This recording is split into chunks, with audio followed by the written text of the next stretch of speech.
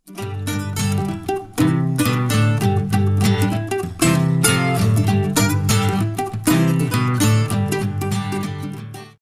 hello, hello! Kumusta? Sana ay nasa mabuti kang kalagayan. Ako nga pala si Aika and welcome sa aking cooking channel. Kung bago ka sa channel ko and balak mong tapusin ang video na to, please don't forget to subscribe and click the notification bell para updated ka sa mga susunod ko pang mga video. Ang una nating i-measure ay ang ripe bananas. Sa ripe bananas kasi ako bumabase para sa dami ng recipe na aking gagawin. Sa isang recipe, merong 2 cups ripe bananas na kakailanganin at dahil meron akong naipon na ripe bananas na 12 cups, 2 times 6 is equal to 12, kaya ang recipe na gagawin ko ay 6 na recipe. Mahalaga na ang saging na gagamitin natin sa paggawa ng banana bread ay hinog dahil maliban sa malambot na malambot ito at mabilis ma-mash, nagbibigay din ito ng hindi lamang tamis, syempre pati na rin ng malinamnam na lasa o flavor sa bread. Ang mga klase ng saging na nagamit ko ay iba-iba at gusto ko lang i-share ang updated prices nila. Ang lakatan na ang isang piling ay nagkakahalaga ng 135 pesos, latundan isang piling ay 65 pesos at may counting saban ang isang piling ay 100 pesos. And pagkatapos ay ihahanda na natin ang iba pang mga ingredients dahil nga madamihan ito, ideal ito sa mga gustong magnegosyo. At ngayon naman ay ihahanda na natin ang mga medium size na egg at dahil 6 na recipe ang gagawin ko sa isang recipe ay kinakailangan may 3 pirasong itlog. At dahil nga 6 times 6, 18 pieces, kaya naganda ako ng 18 pirasong itlog. I-set aside muna natin ang dalawang ingredients na ito dahil isusunod nating ihanda ang flour. Gumamit ako ng dalawang klase ng flour. Sa isang recipe, ang kailangan ay 2 cups, kaya 2 times 6 is 12 cups ulit. At yung 12 cups, hinati ko sa dalawa para sa dalawang klase ng flour na aking gagamitin. 6 cups na all-purpose flour at 6 cups na bread flour. Depende pa din sa inyo kung anong meron kayo. Okay lang na isang klaseng flour lang ang gamitin nyo. At para sa ating next ingredients, oil naman. Pwede din naman kayong gumamit ng butter pero sa recipe na ito, mas prefer ko ang oil. This oil is pure coconut oil as you can see sa label. Pero this is not a sponsored video. Nakatipid pack kasi ako, char. Nabili namin ito ng nakakahalaga ng 300 pesos pero yung 2 litro na tipid pack siya. Pero dahil 6 cups lang naman ang ating ginamit sa ating costing, more or less nasa 240 pesos lang ang estimated sa 6 recipe na ito na magagastos nyo. 1 cup lang naman ang hinihingi na oil sa isang recipe at based on my experience na pagtanto ko na mas moist at malambot ang aking banana bread kapag oil ang gamit. Merong brand ng butter na sobrang sarap na ideal for bread. Kaso since pang negosyo ito, need natin bumili ng naaayon sa ating budget at mas makakasave at mas mura nating maititinda na hindi nawawala ang standard na lasa. Let's move on sa ating next ingredients which is the sugar. Oo, matamis na ang banana pero need pa din natin ng sugar at sa sugar kailangan ko mag-prepare ng 10 cups. Pero sa tunay na recipe na meron ako, ang hinihingi sa isang recipe ay 2 cups, bali dapat 12 cups ang aking i-measure. Pero based on my experience, sobrang tamis na ng 2 cups kaya binawasan ko ito at ginawa ko na lang na 10 cups. At ang susunod na ingredients na ating i-measure ay ang nagbibigay ng additional aroma at lasa. Ito ay ang walang iba kundi ang vanilla. Sa vanilla ay 6 tablespoon ang kailangan ko. Ang isang bote ng vanilla ay 47.50 pesos. White Rose pala ang brand. Again, this is not a sponsored video. Gusto ko lang i-share ang ginagamit ko. Wait, hihinga lang muna ako. Pagkatapos natin iset aside ang measuring spoon na ginamit natin sa vanilla, tapos kukunin ko ulit kasi na-realize ko na kailangan ko pa pala dahil magme-measure pa ako ng dalawang klase ng pampaalsa or leavening agents, which is ang baking soda at ang baking powder. Pag measure ng baking soda, kakailanganin ko ng 2 bowl.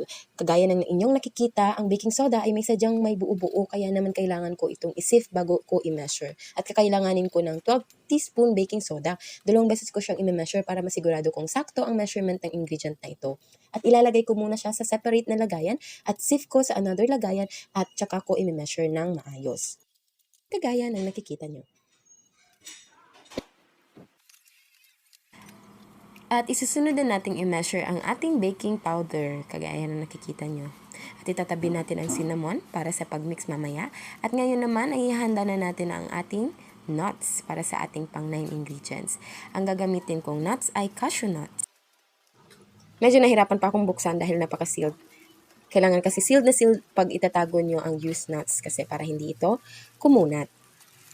Alam nyo ba na ang cashew nuts ay low in sugar and rich in fiber, heart-healthy fats, and plant protein? Search nyo sa Google, mababasa nyo doon. Source din daw ito ng copper, magnesium, at manganese. Maganda sa brain health para iwas overthink, and immunity bone health. At kailangan ko din lang naman i-chop ito ng maigi para meron tayong panghalo mamaya sa ating final mixture at pang-toppings.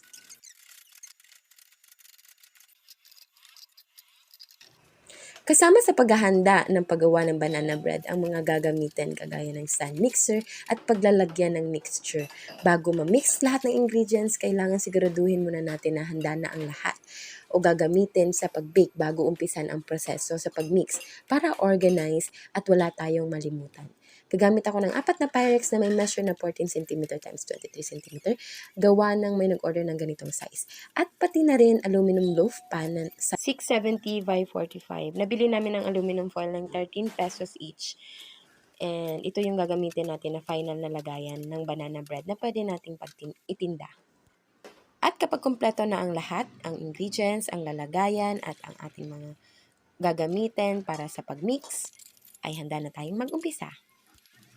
Una nating ilalagay ang oil. Although oil ang ginamit natin, hindi butter, susundin pa din natin ang procedure ng creaming method, which is una-unahin natin ng oil, tapos ilalagay tayo ng sugar, tapos imimix natin ito ng maigi.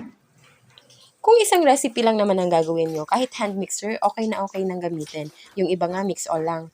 Pero mas gusto ko ang ganitong steps and procedure dahil mas nakikream niya ng maayos ang bawat ingredients na inilalagay natin.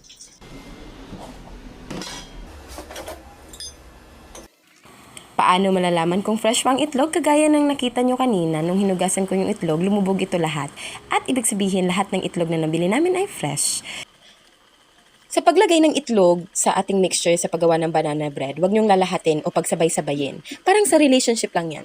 Dapat isa-isa lang, char. Ilagay ng one at a time para mag-incorporate ng maayos ang sugar at oil and eggs at mas maganda ang kalalabasan. Pag sinabay-sabay mo kasi, wala na silang chance para makilala pa ang bawat isa ng maigi. Na sana kung hinayaan na lang na isa lang muna, nagkaroon ng chance na makilala nyo ang bawat isa at malay mo, maging maayos pala. Siya na pala, char. Another char, kidding aside, para itong ang ating mixture ay maging isa. To become one, ikang. Dahil madami ang 6 na recipe at maliit lamang na mixer ang available sa amin, by batch ang aking paggawa. At para ma-avoid ang overmixing, pagkatapos mailagay o ma-mix ng maayos ang eggs, ilagay muna ito sa separate bowl tsaka mag-mix ng pangalawang batch ng sugar, oil at eggs. Bantayan ito, huwag masyadong patagalin. Pag nailagay na ang flour and banana, pwedeng alternate ang paglagay.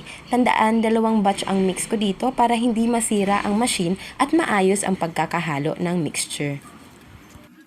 Pag na-overmix ang banana bread mixture or butter, ang magiging resulta nito ay mabigat na bread at parang rubbery. 3 batch of mixing ang aking ginawa. At uulitin lang ang mga procedure hanggang sa maubos ang lahat ng ingredients at paghalo-hiluin lahat. At ipagsasama-sama natin yan mamaya sa isang bowl pag naubos na yung mga ingredients. Reminder lang na ang baking soda at baking powder ay ilalagay natin sa dry ingredients, which is ang flour. Paghalo-haluin natin ito kasama ng flour, baking soda, and baking powder at saka ilalagay natin sa ating wet mixture.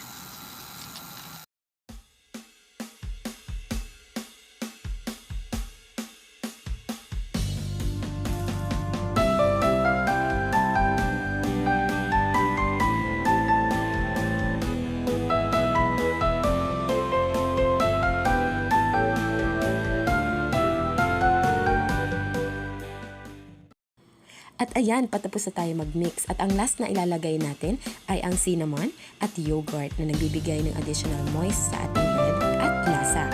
At pagkatapos ay i-assemble na natin ito sa ating mga lagayan. Kapag nailagay na natin ang mixture, itatap natin ang cashew nuts sa ibabaw nito at magpipreheat muna tayo ng oven bago tayo mag-assemble sa another batch natin ng aluminum. And nakagawa ako ng 12 products sa loaf pan na aluminum. Pero kung hindi ka po gumamit ng Pyrex na malaki, ang total finished product na nagawa ko ay 20 pieces. Ang bawat aluminum loaf pan ay may tig 2 cups na butter mixture ng banana bread. At para sa last touch bago i-bake, ilalagay ko ang cashew nuts ulit. And para sa pag-check kung luto na ba ang tinapay, kailangan meron tayong stick or cake tester. Sa detalye ng costing, ilalagay ko naman ito sa description box below. Salamat sa panonood guys! See you sa next video. Bye-bye!